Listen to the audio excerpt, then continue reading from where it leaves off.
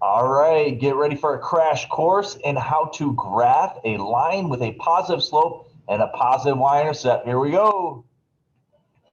So first thing you're going to do is you're going to identify what the slope is. Remember, the slope is in front of the x variable. So this 1/2 here is our slope. We denote that with an m. So my m is 1/2. Okay, why is that important? Well, slope just tells us where to go from point to point. The top number tells me up or down. So since it's positive here, I'm going to go positive 1, meaning up 1. And the bottom number tells me where to go, left or right. So this positive 2 tells me I'm going to go right 2. These are the roadmap. Now we need to know where to start. So how to figure out where to start? We got to look at our y-intercept. The y-intercept here is on the end of the equation.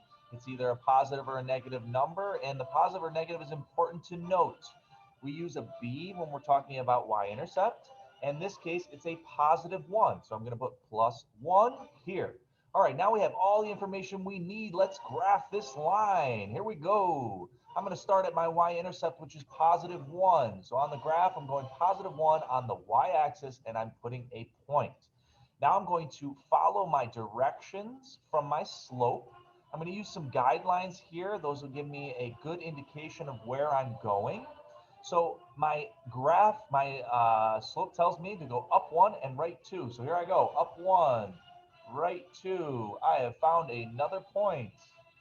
Boom, let's do it again. Up 1, right 2, up 1, right 2. Make a point. Up 1, right 2.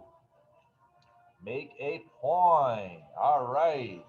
We have run out of room on this side. How do we find the other side? Well, we do the opposite. We flip-flop it. Instead of going up 1, right 2, I'm going to go down 1, left 2. All right, just the opposite. So here we go. Back to my y-intercept. Down 1, left 2. I found another point. Keep going. Follow the slope. Down 1, left 2. Make a point.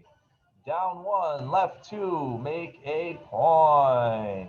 I have now found all the points I possibly can for this line. My next step is to get rid of my guidelines because they are not part of the line. They just helped me out finding my points, but the points are the important thing and the actual line. So now I'm going to make my line connecting all of my points. I have connected all of them. I'm going to finish it off with some arrows. And the last step here is I'm going to label it. So this was y equals 1/2 x plus 1. And that is our answer for the JV level on step number 2. Good luck.